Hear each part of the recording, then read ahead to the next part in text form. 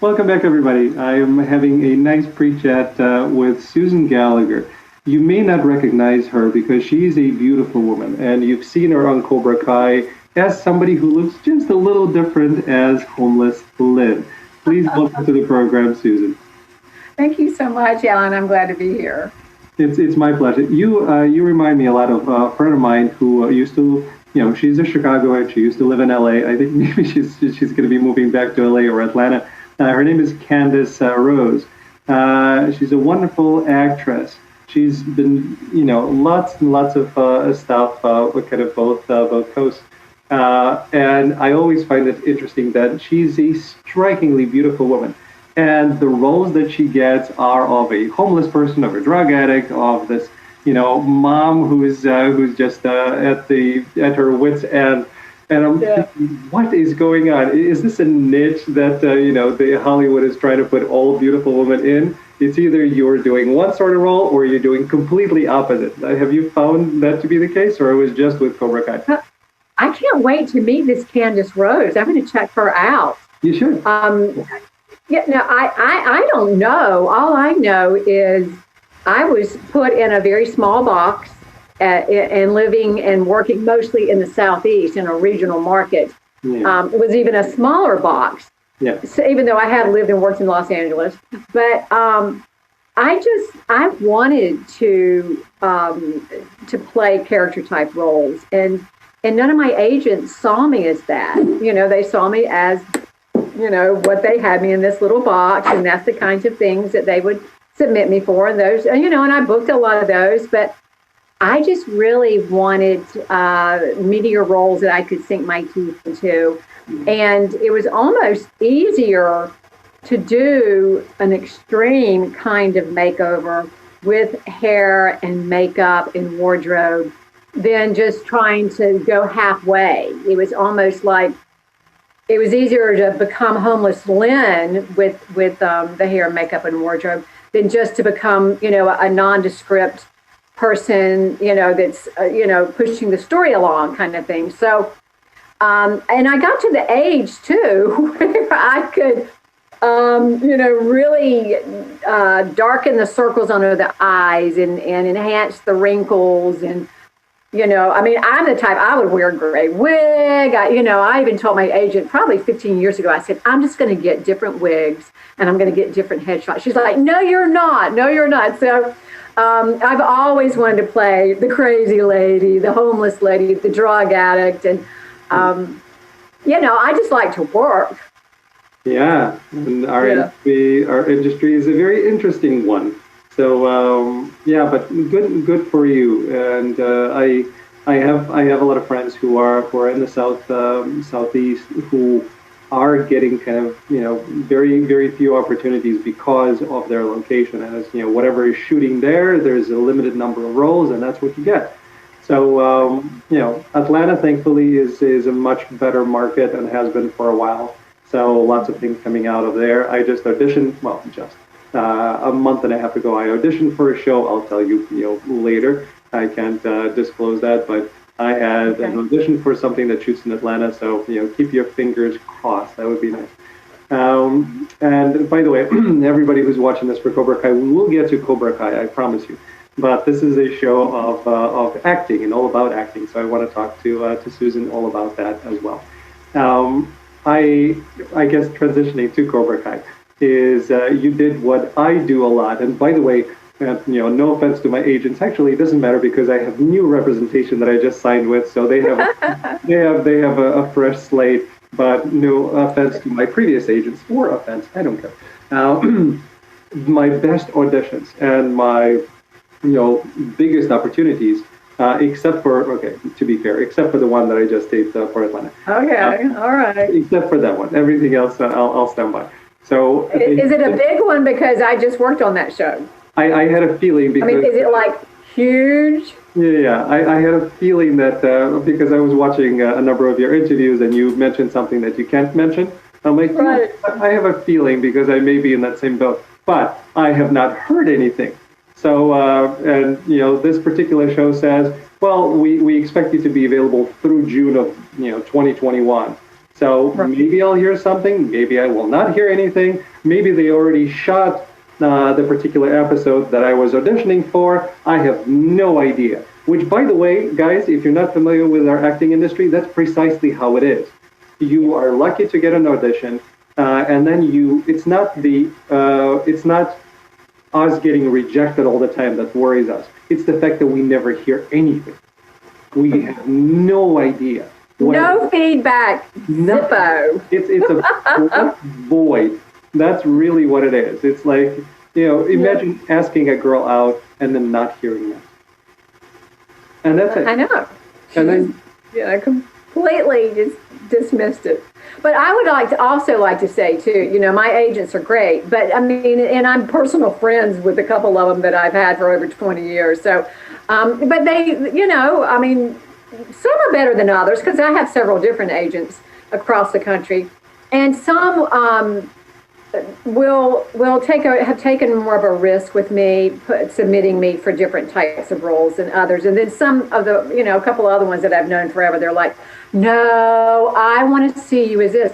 Even some of my friends and people who have known me forever, and even in our acting community, a couple of them, oh, thank goodness it's only just a couple, but they don't even like to see me as Lynn. They're like, no, you cannot do that. And I've had friends of mine that are working actresses in the Central Florida market, and they're like, Susan, how can you let yourself look like that on international television? It's global. How can you do that? And so everybody has their own perspective and their own dreams and likes and dislikes. But it's been really interesting. A lot of people that did not know me very well prior to Cobra Kai have found me to be much more approachable now. Whereas before, when I just played a certain kind of role or whatever, looked a certain way, they thought of me as a little unapproachable. And now everybody loves me, because they love Lynn. And it's like, oh my gosh, this woman's willing to look like that and have rotten teeth and, eat stuff off the ground and, Johnny's cold, half-eaten pizza, even though I didn't really.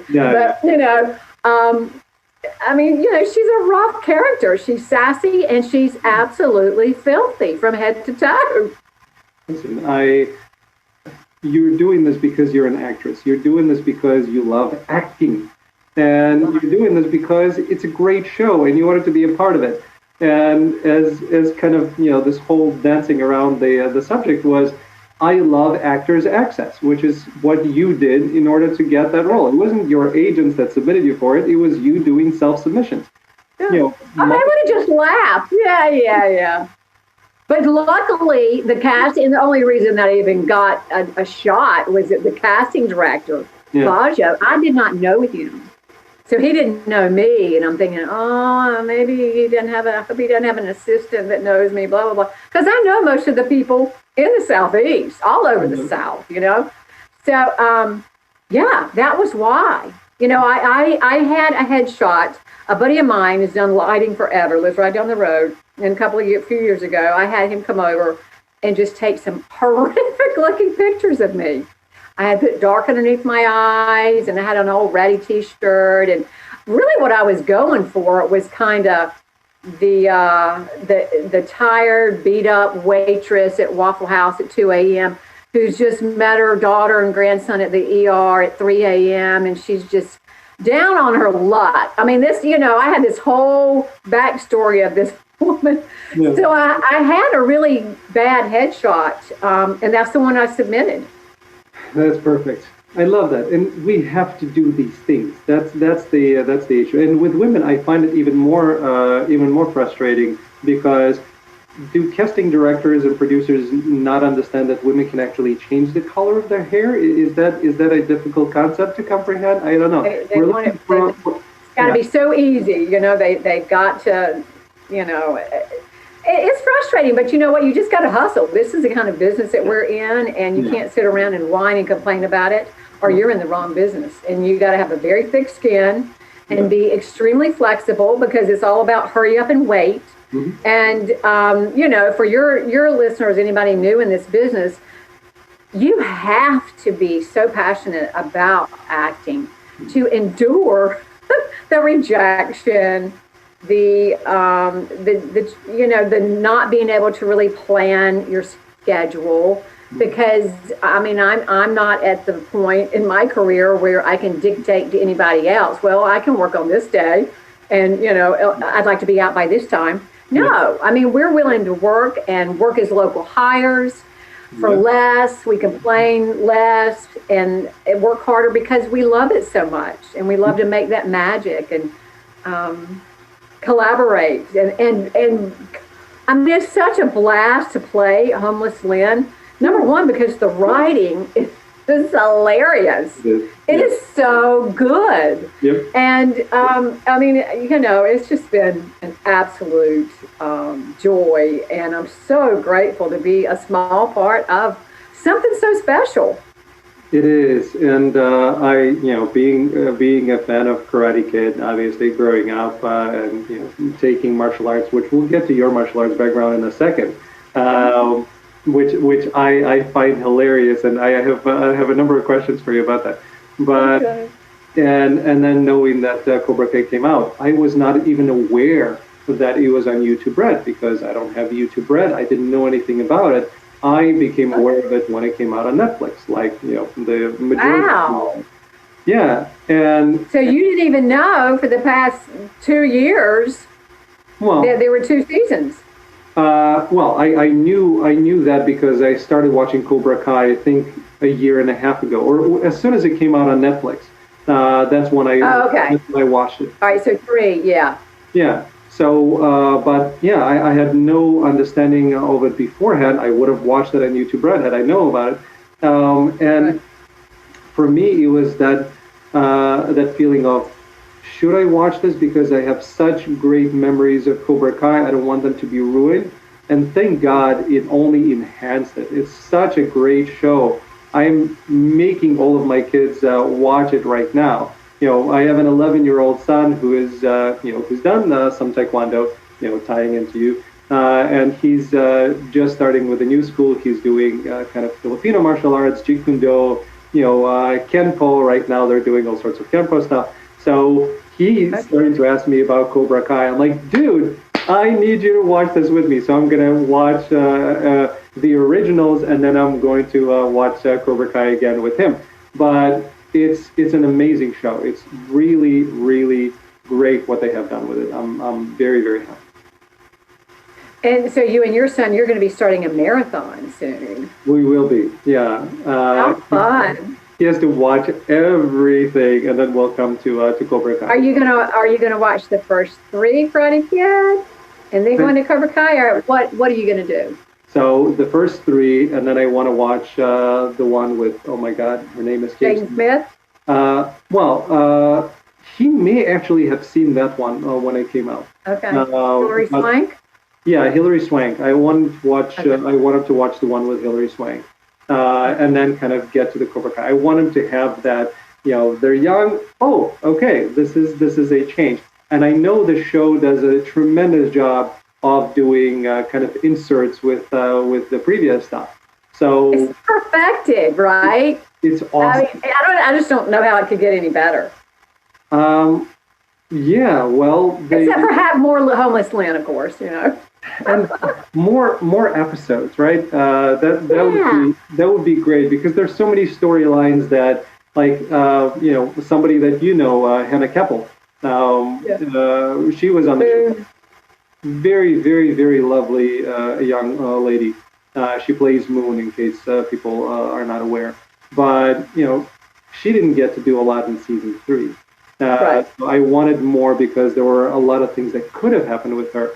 And I think it's not her. I think it's just the fact that you're limited to 10 episodes, and that's it, right? So and there are so many other people, and they're trying to cover everything that they can. Yeah, and So, I mean, that's the way I feel about Lynn. I mean, even though, yes, I definitely would like to have been in more than one episode, and a lot of fans feel that way too. I'm just grateful that they brought her back because, I mean, they don't have to bring her back. absolutely. But, she provides a little comic relief for Johnny Lawrence, who has quite a bit of drama going on in his life. So, we all need to lighten up every now and again, right? Lynn's a great character, and there's a lot of chemistry there, and that's the part that I think everybody is energized by. It's just that chemistry. So I know that you submitted your headshot. You got a audition. I think your first audition was self-tape, right? Self-tape by Hannah Keppel, who plays Moon, by her agency in Asheville, because I was in North Carolina at the time. Yeah. So that agency take 2 of the recurring people on Cobra Kai out of Little Asheville, North Carolina. So kudos to Jesse and Jono and Screen Actors Co-op in Asheville, North Carolina. Perfect. So you did that, and then you get a callback where you actually get a chance to meet them.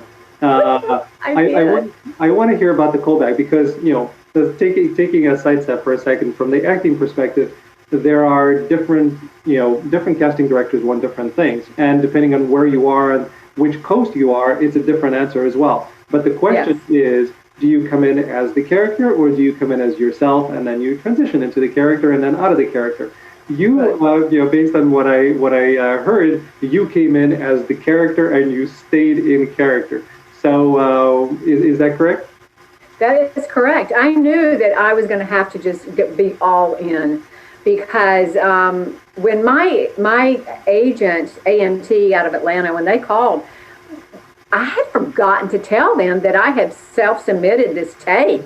Because I do a lot of self-submissions. I do backstage out of New York all the time. And they know that I hustle, like hustling. But anyway, so they weren't surprised, but they were very surprised that I got a call back for Homeless Lynn, the homeless woman. And her name is just Lynn. The fans and I kind of just renamed her Homeless Lynn. Because nobody would know who Lynn was. Because they look at IMDb, when they see Lynn, and my headshot does not look anything like Lynn, so they couldn't figure out who this homeless character was. So anyway, they were like, Susan, you have a callback for the homeless woman in Cobra Kai, Lynn? And I was like, oh my gosh, I forgot to tell you guys. I can't believe it.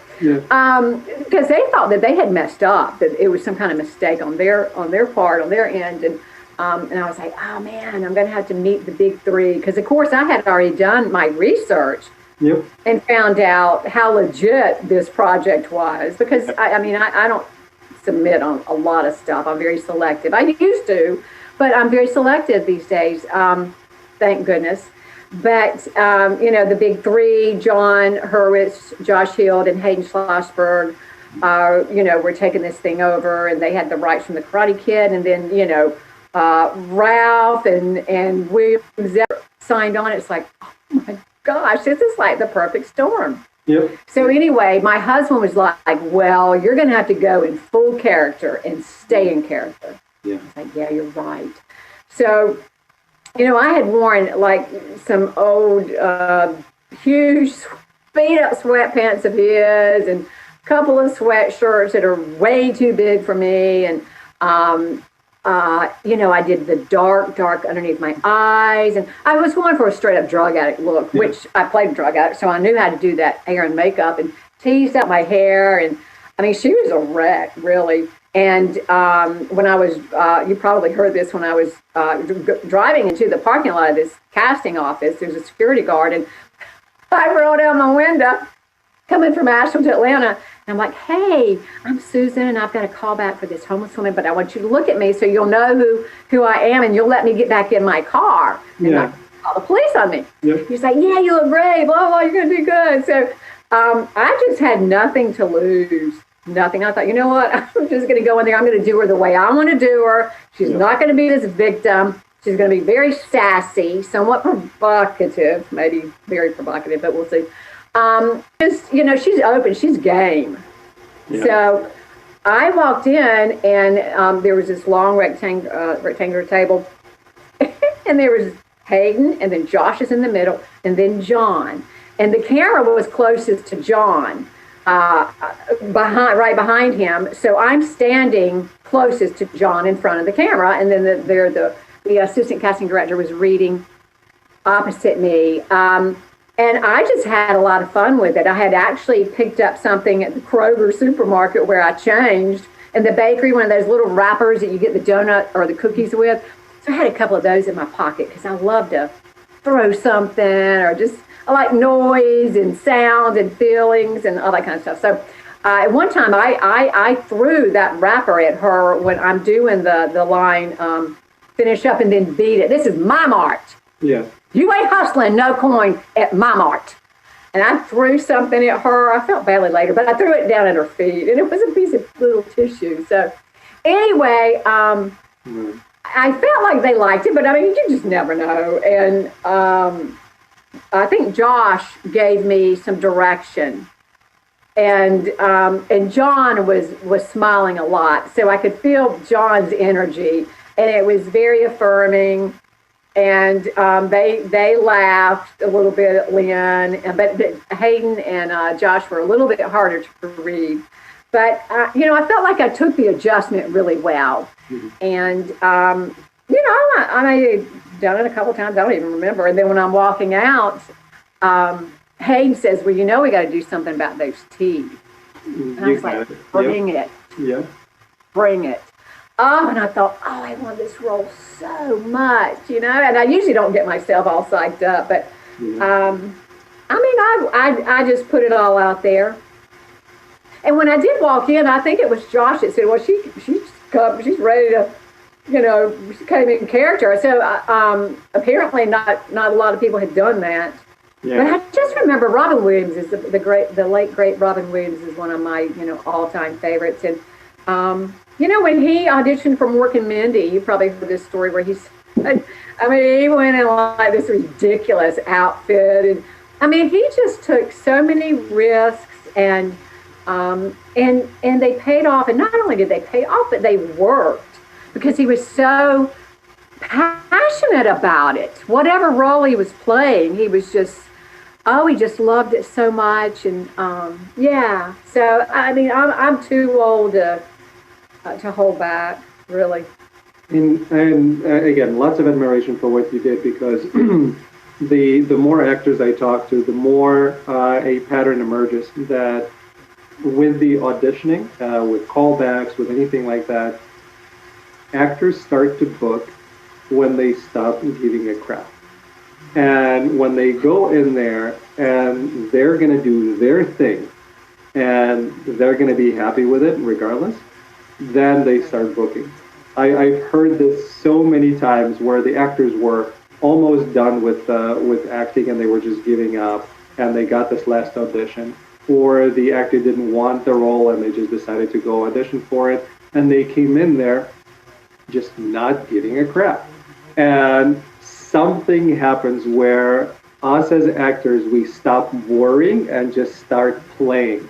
And that works. That's what the casting directors are looking at. I'm not recommending for everybody to, not care about what you're doing, but there is that fine line, and the balance seems to be on doing what you want to do, as long as it's safe. Obviously, don't put anybody in danger.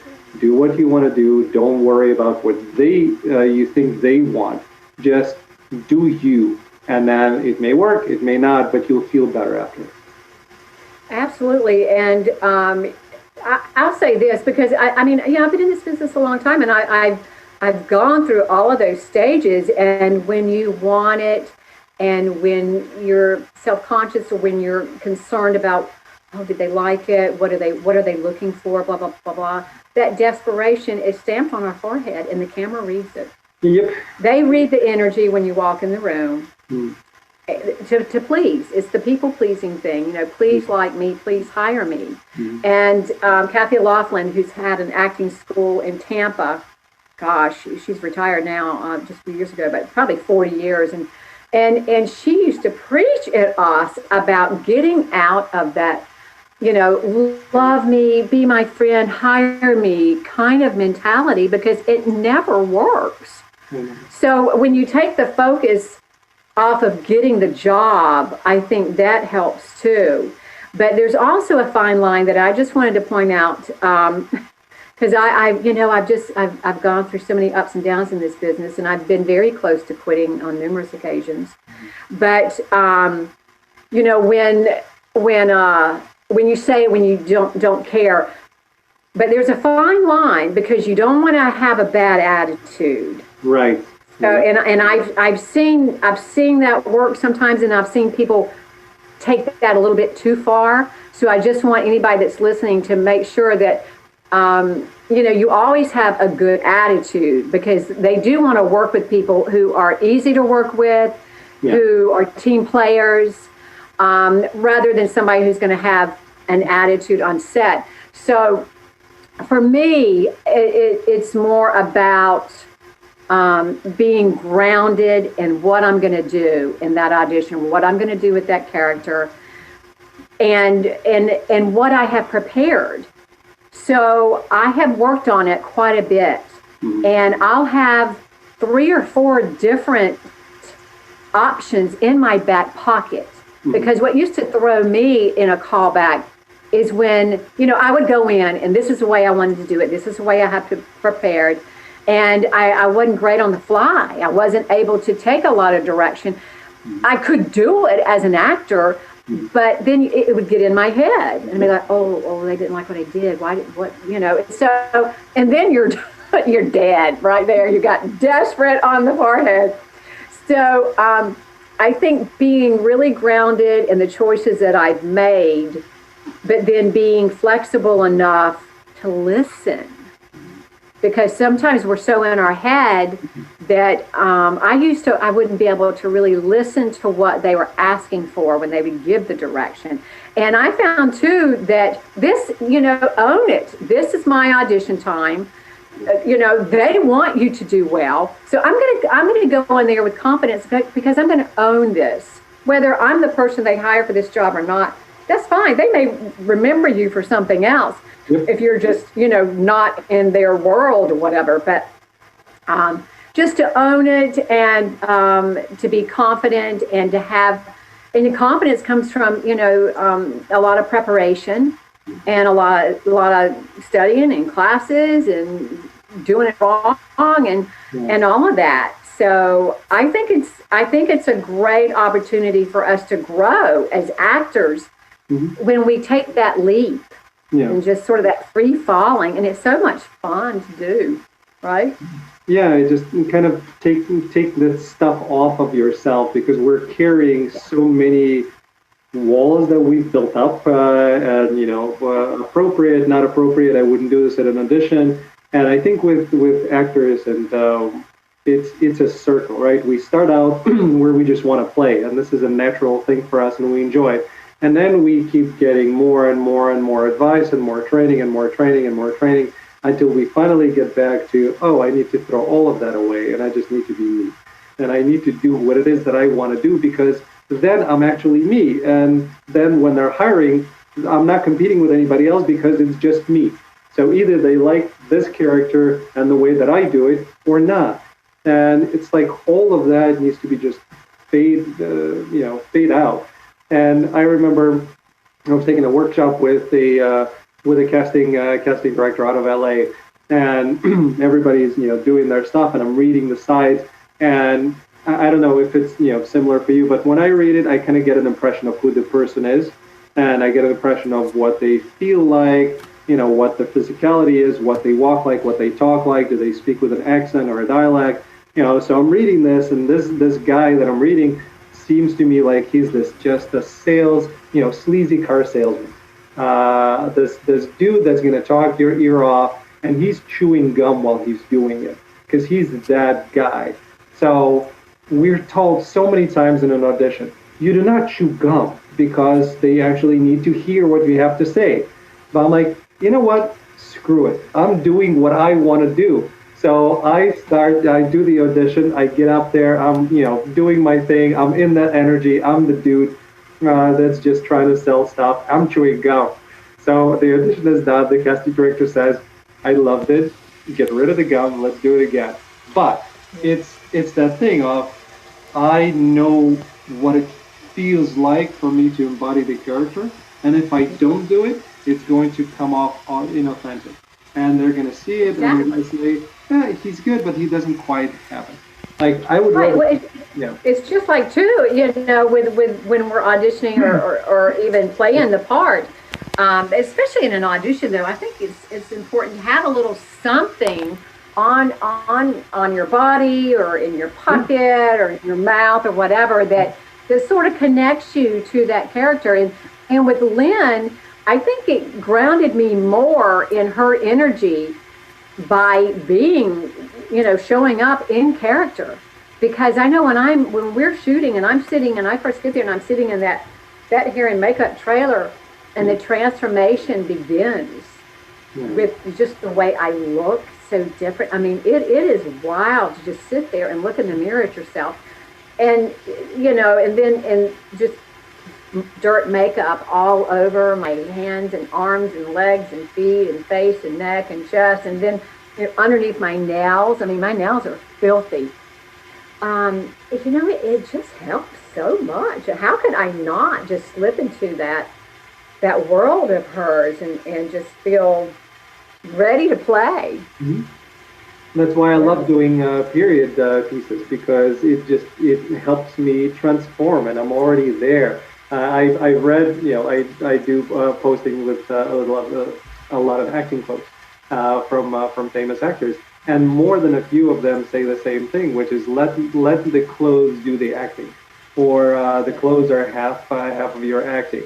Once you're there, people see you, they automatically already assume things about the character. Those are the things that you can start kind of playing with. So it's awesome. I wanted to. I just booked a period piece a feature film that's gonna be shooting.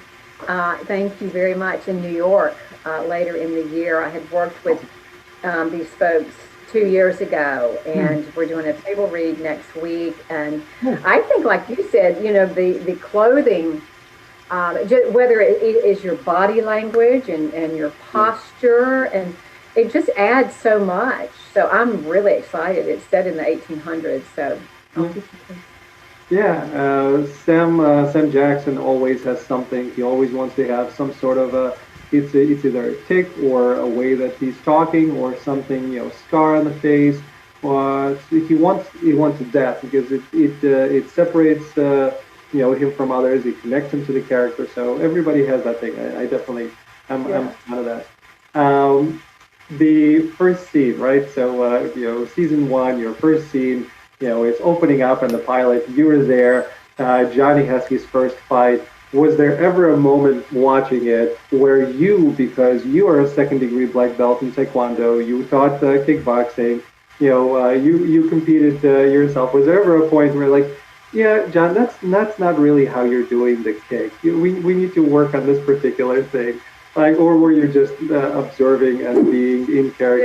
Yeah, no, I never thought that. And I never, by the way, just for clarification, I never achieved my second degree black belt. I was in training and I had an injury. But it was a long time ago too. No, I was so amazed that he just, nailed it and that he could kick his leg that high and It was good. fight and was in such great shape. I was like, oh my God, just like if they asked me, I ever listens to this, big three, they asked me to fight, you better give me 3 months at least to get in shape and get tuned up. And then half an hour to stretch out because, it takes a high level of fitness to do what these guys are doing. And I was just amazed at how athletic Billy is. Yeah. Never occurred to me to tweak him at all. No, and then I was in the world of Lynn, and she's more interested in, that half-eaten cold pizza over there that he threw, and then just kicking back on a Friday evening and watching the show. So she was just in hog heaven because it was quite entertaining. And I didn't realize it at the time, but now. And soon after, I realized what an honor it was to witness Johnny Lawrence's first fight after over 30 years. So, I mean, I just cherish that, and I'm really proud to have been there and been part of that. It was really cool, and I was surprised that he could still kick that high, because these are not easy kicks. I Right. have I have a bit of martial arts background, myself. I have a lot of martial artists and actors on the show, so it's a big part of kind of our thing. So Okay. I was watching it. Again, Karate Kid, the way that the movies were, was not exactly for the true kind of a real kind of fighting that was done. But what I was impressed with this show is that Simon Ray is there doing choreography. He's really working with the kids. You have a lot of stunt folks that are really really good, that are true martial artists, and the quality of the fighting has definitely improved a lot in this show. And that part, as a guy who loves martial arts, who watches martial arts movies all the time, that part was kind of a really nice continuation and a maturization of it. So, as a martial artist yourself, what was your perspective? Well, I'm glad that you approve. That's good to hear. Yeah, not that my approval means anything, but Well, I mean, you have an interest in that, and you're passionate about that, so it is nice to hear. it's I love again martial arts. What Karate Kid did a fantastic job at was the real heart of martial arts, and the reason of why martial arts is around. Martial arts is not so you can be kicking ass. Martial arts is about the spirituality of it. Martial arts is about the discipline. It's about changing your life. It's about knowing how to defend yourself and knowing when to fight. So all of that Karate Kid did wonderfully.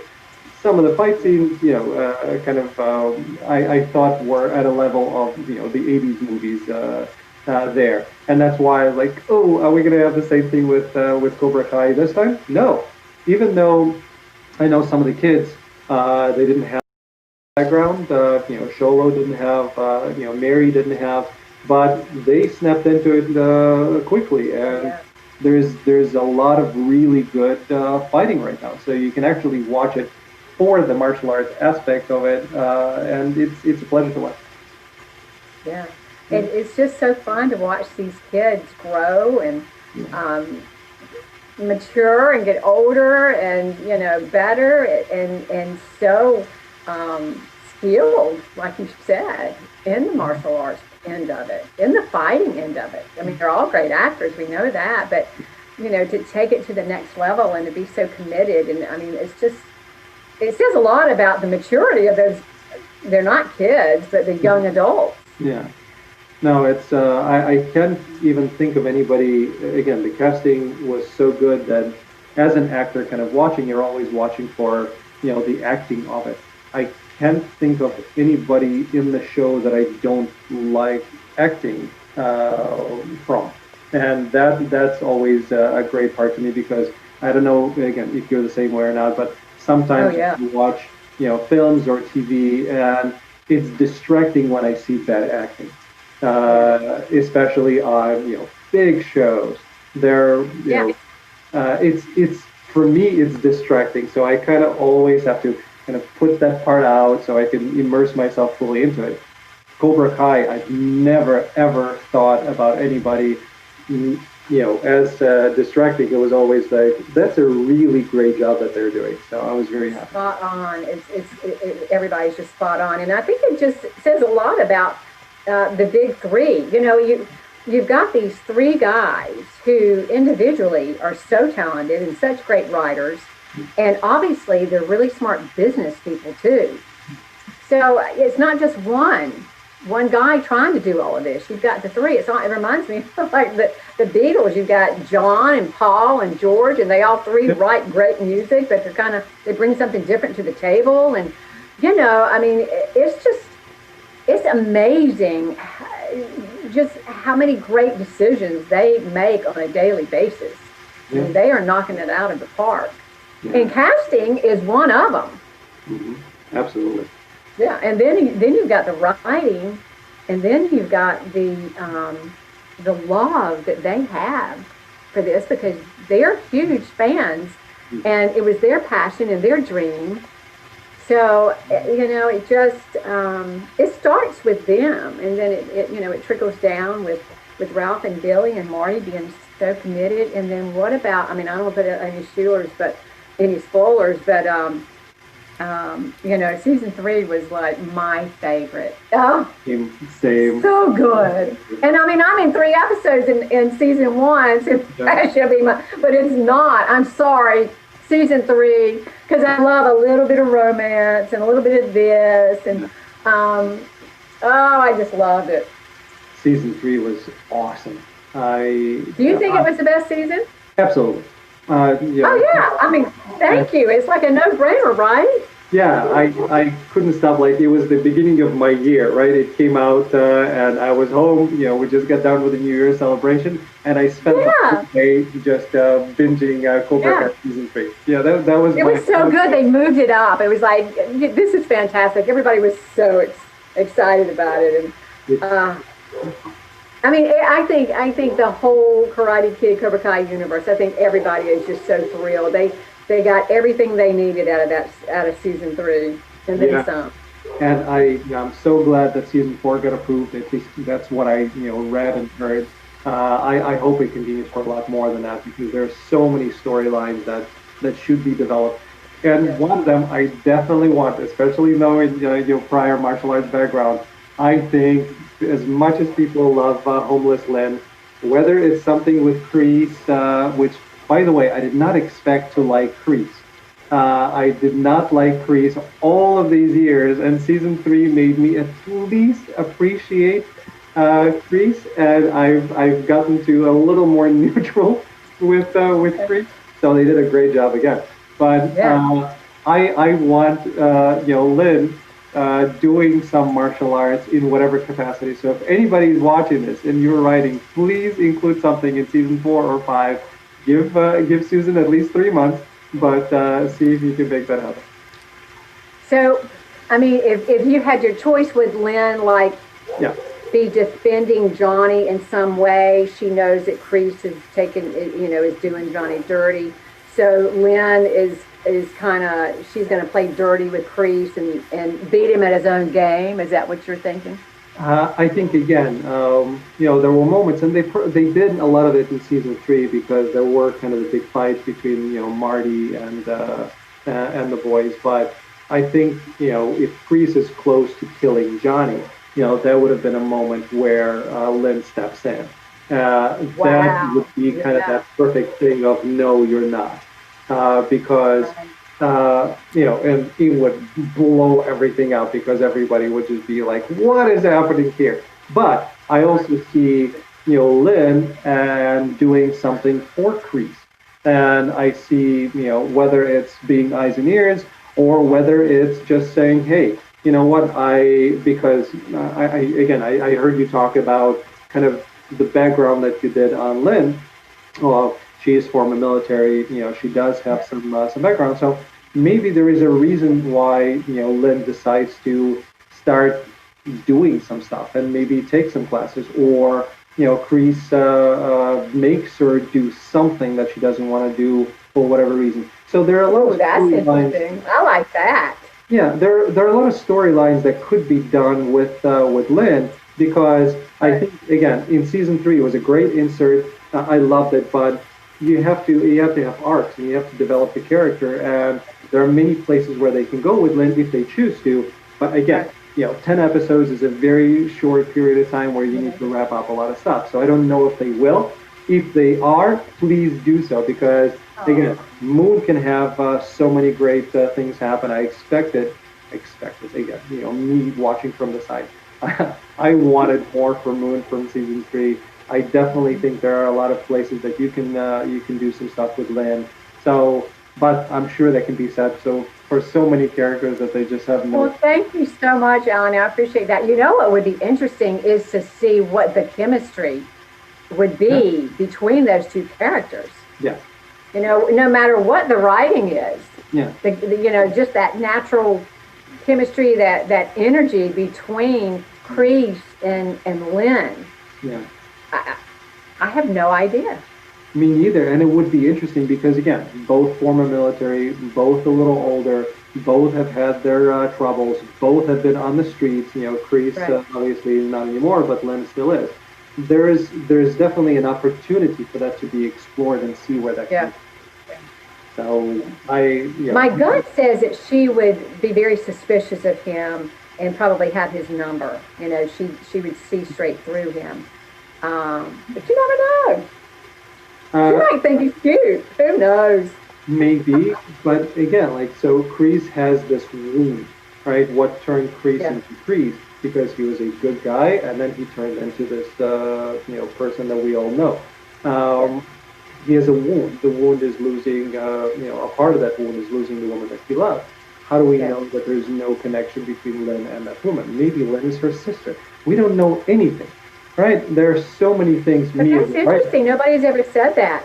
Yeah. Nobody, because like on my Facebook page, the group that the fans started, Cobra Kai's Homeless Lynn, there's a lot of theories about Lynn and her backstory, and I've never heard that.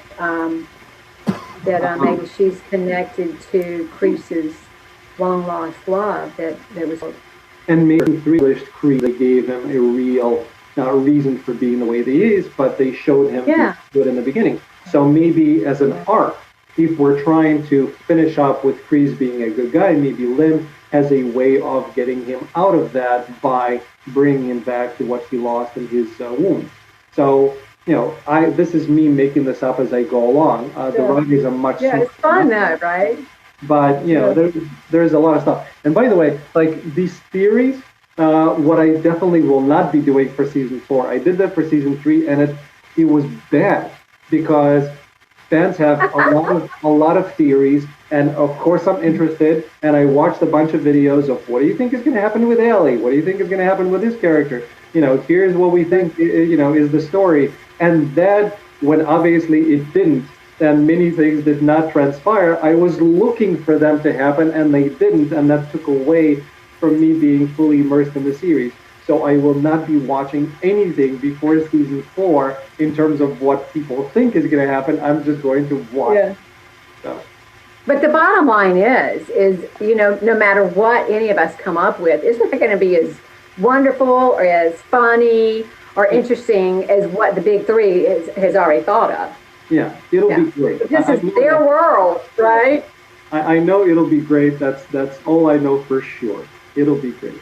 Last thing I wanted to ask you, because again, you are a character actor, and you've done a lot of work. I mean, there's Queering, which is a very interesting, show that I actually want to watch.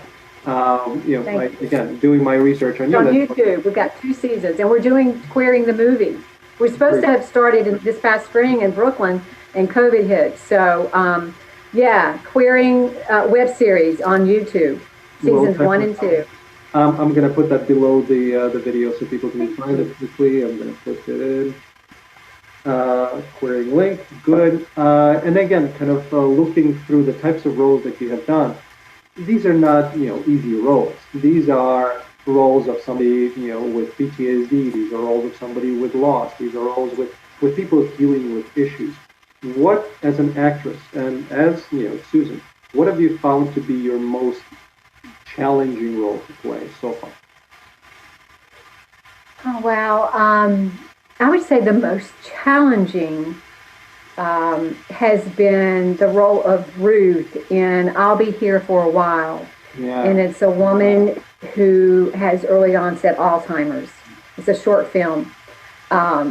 And we shot it in New York, up on the Upper West Side, and David Call plays my son, and we had somewhat of an estranged relationship. And it's a very artsy kind of film, but I was so proud to be in it. But, just as a human being, I wanted to honor, this woman and what she was going through and the decline in her mental state. And so I did quite a bit of research for that role.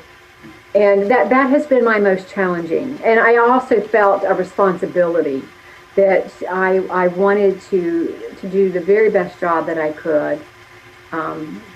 Yeah, so I would say Ruth, and I'll be here for a while. People should check that out. When I read it, I thought that may be your answer because, again, as an actor thinking of how I would play that's not that's not an easy thing to play at all. Right.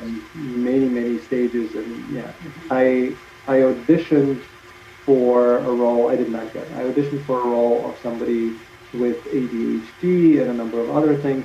So I remember kind of going through the same process of, I really want to do this justice. I don't want to, do something that'll offend people.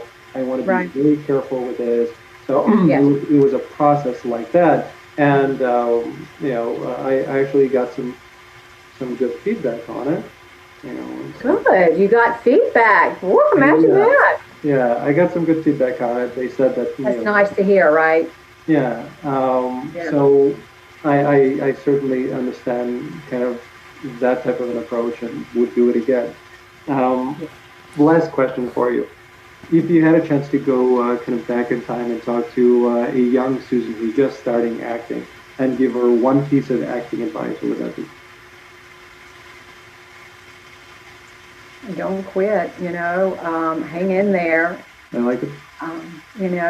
And stay tough. And I'll say this, acting is a big part of my life.